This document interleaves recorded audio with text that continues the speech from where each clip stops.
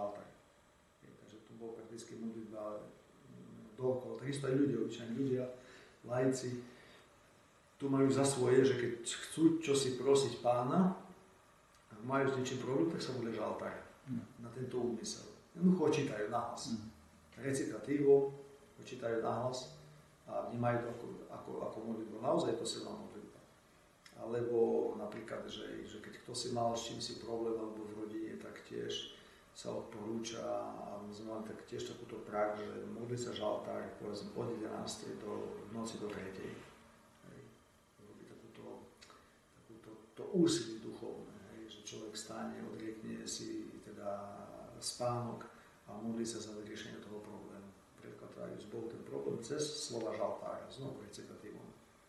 Nepodstatné koľko žalmov, ale jednoducho sa číta žaltár nahlas. Ako taká modlitba. Takže táto skúsenosť je veľmi silná, ja ju vnímam veľmi pozitívne a tiež aj v tom zmysle, že ako keby, jak by som povedal, cez tú modlitbu žaltára, cez to bezkonečné opakovanie žalmov, nahlas recitovaných, ako keby sa utvára iná dimenzia rozumenia aj Svätého písma, aj teda človeka ako takého. Takže je to taká veľmi hlboká skúsenosť. No. To treba jednoducho mať túto skúsenosť. To sa ťažko ako si odovzdáva. Sú to aj žalmy milosrdenstva, ale aj žalmy bojové? Všetky. Aj oslavné? Ale samozrejme, že tie žalmy, to je modlitba teda proti zlu. Alebo oslavy Boha, alebo keď sú tie také tie bojové, tak to je proti zlu, nie proti človeku, to je proti zlu, proti pôvodcovi zla. Táto otázka možno je teraz veľmi dôležitá, že sú aj v Izraeli vojny, na Ukrajine hneď vedľa. To je jedna z možností, ako bojovať proti zlu, ale nájdeme v Biblii aj iné spôsoby, ako v mene Božom prinášať pokoj, bojovať proti zlu, ktorého dnes vo svete možno, že akoby sme videli viac. Viete, tá nízka tradícia hovorí také, že prečo mnísi odchádzali do púšťa alebo na tie samoty, ten náš kláštor bol monastier prakticky za dedinou v lese, v nehostinnom prostredí, na močiaroch prakticky postavený. A je to kvôli tomu, že tá tradícia je tá, že jednoducho človek mních, Bohu zasvetený, ktorý sa rozhodol odovzdať svoj život Bohu, ide na to miesto nehostinné, aby tam bojoval proti zlu. Teda nie sám, ale v mene Božom. Aby seba dal ako nástroj Bohu do rúk, aby Boh ním na tom mieste teda bojoval proti tomu pôvodcovi zla, teda diablovi. Takže najlepší spôsob je naozaj teda žiť hlbokým duchovným životom, to znamená v úzkom kontakte s Bohom. A k tomu slúži každá jedna modlitba, či je to modlitba žaltára, či je to jednoducho čítanie nahlas Svätého písma vo všeobecnosti, alebo ja neviem, teda tá spoločná modlitba, alebo napríklad aj práca, alebo len opakovanie tej Ježišovej modlitby v našej tradícii je Pane Ježišu Kriste, Synu Boží, zmiluj sa nado mnou. To sa dá opakovať pri práci, počas cesty, kdekoľvek. A to je tiež citát zo Svätého písma, toho Bartimeja slepca. Takže, a toto dokonca aj dní si dostávajú do rúk ako meč, duchovný meč, keď chlapca, muža strížu, dávajú nízku tonzulu, tak mohli predstaviť, a príjmi tento duchovný meč, aby stále v ústami si opakoval, aj v svojom srdci opakoval slova Ježišove. Pane Ježišu Kriste, Synu Boží, zmiluj sa nado mnou. Takže takýmto spôsobom, pretože my dávame do dispozície svoje telo, svoje ústa, svoje ruky Bohu a On začína byť viacej prítomný v tomto svete cez nás.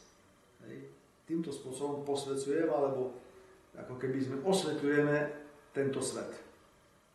Preto každé to slovo, Božie slovo vyrieknuté z našich úst, to je slovo Božie, ktoré cez nás prechádza a prináša svetlo do tohto sveta. A slovo Božie je slovo pokoja. Čiže môžeme to chápať aj tak, že tie vojny sú väčšinou dielom človeka, Boh to nechce, a keď sa človek dáva k dispozícii Bohu, tak vlastne cez neho potom Boh vytvára pokoj. Áno, vojny sú dielom človeka. To nie je Božia vec, to je vojna dielom človeka, to je výplod hriechu, egoizmus, marnej slávy a neviem čo ešte. Takže tí, ktorí začínajú vojnu,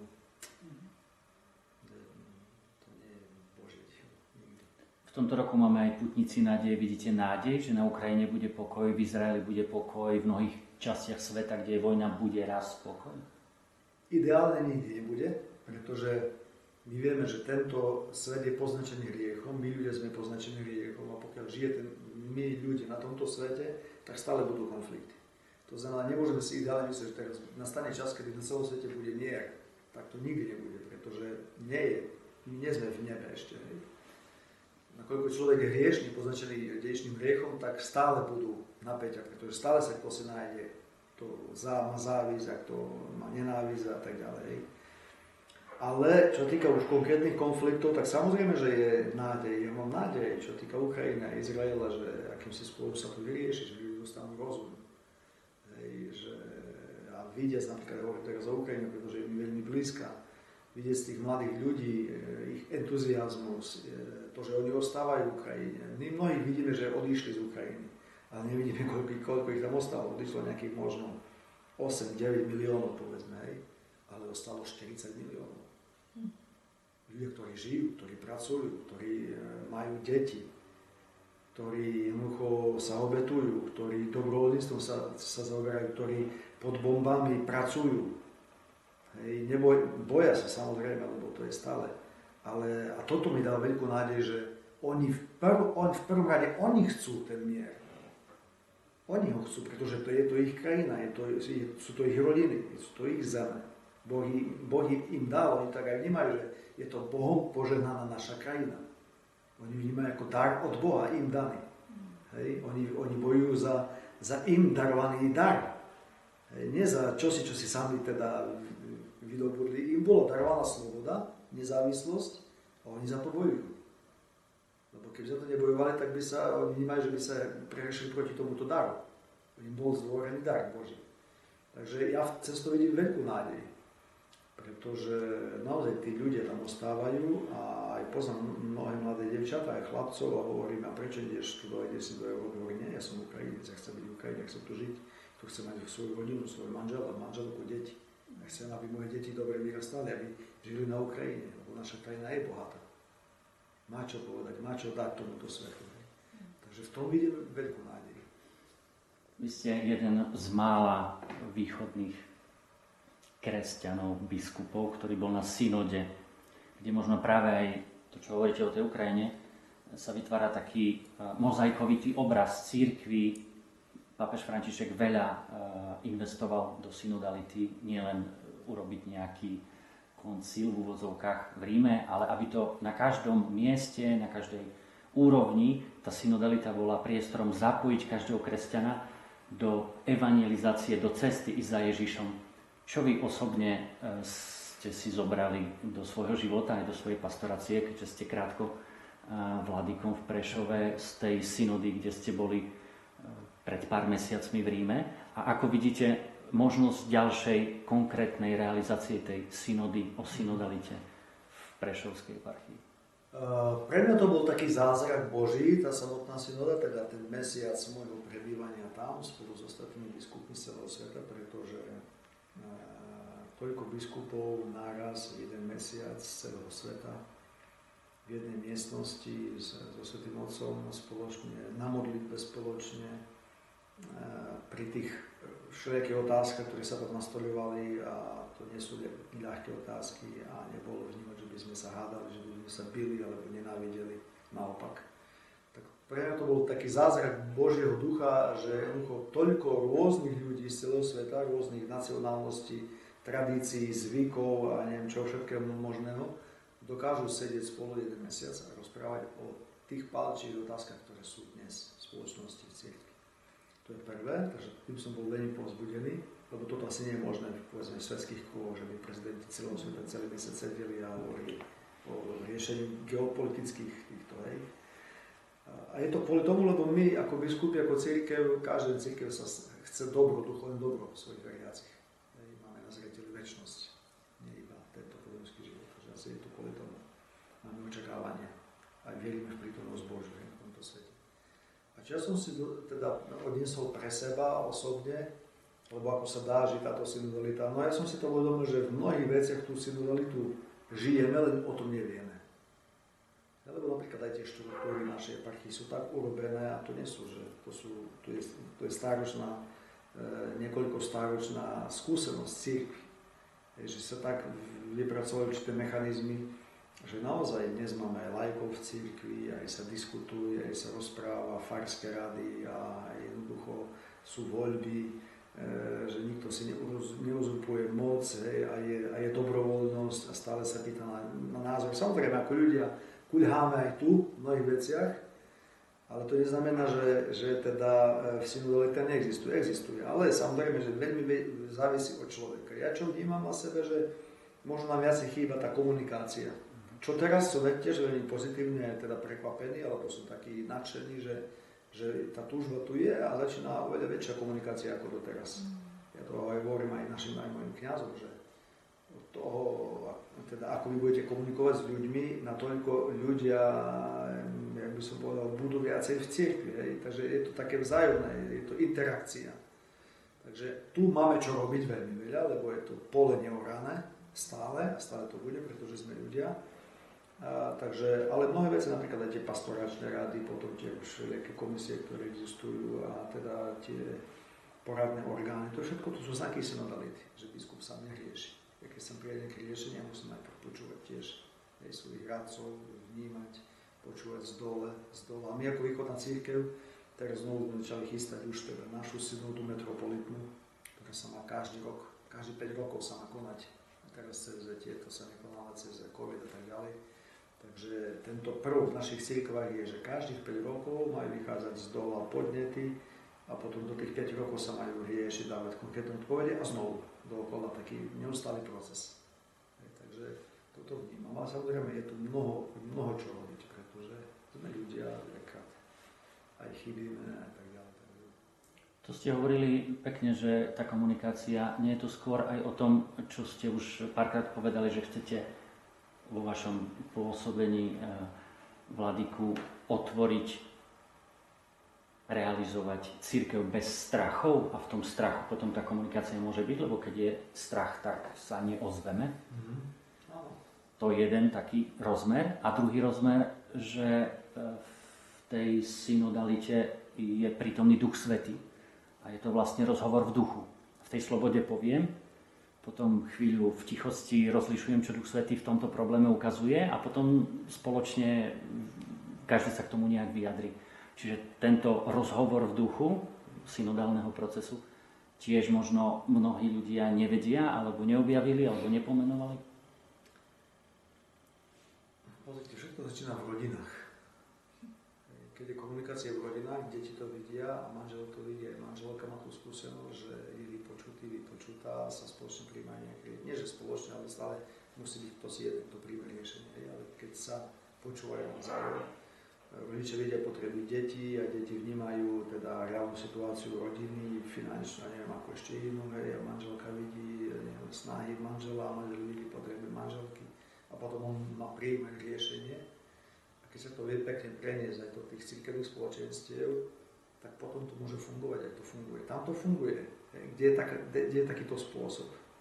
A kde takýto spôsob nie je, tak tam ľudia prestávajú chodiť do chrámu, ako si začínajú plakať, ako si možno taký zatrpnutý. Takže stále je to o takom ľudskom elemente, nakoľko človek je otvorený vzájomne. No a tá situácia, že sú mnohé rodiny rozbité, rozvedené, nefunkčné, jednak z vášho pohľadu a z biblického pohľadu, aké riešenie, aký liek na tieto dnes mnohé rodiny rozbité? Ale no, je problém ten, že mnohí nie sú vypočutí. Mnohí nie sú vypočutí a sa prijímajú možno také unáhlené riešenia vo vízii, že niekde si nebude lepšie, alebo s kým si bude iný lepšie, a potom človek.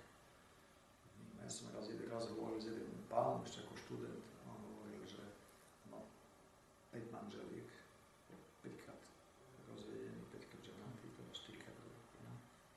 A potom mi hovoril, som vtedy mladý chlapčisko, som mal 20 rokov, hovoril, že vieš čo, ale prvá manželka je prvá manželka. To je tá pravda. Viete, to také skúsenosti.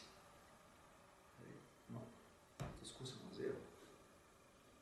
Ale samozrejme, ja to nechcem nejak generalizovať, pretože každý prípad je osobitný, je zvláštny, treba k tomu zvlášť pristupovať a tak ďalej. Takže Ale podľa mňa, keď bolo viacej komunikácií navzájom, možno aj s kým, ku komu si ísť, poradiť sa, porozprávať, tak by možno bolo menej týchto problémov. Ten synodálny proces bol taká aj srdcová záležitosť, aj možno, že dlhé roky pripravovaná pápežom Františkom. Žijeme teraz v tej dobe, že si uvedomujeme jeho odkaz, čo vás konkrétne zo života a zo služby pápeža Františka ako jednoduchého, blízkeho pastiera tým, čo sú na okraji spoločnosti, inšpirovalo v živote a čo vás inšpiruje vo vašej pastoračnej službe?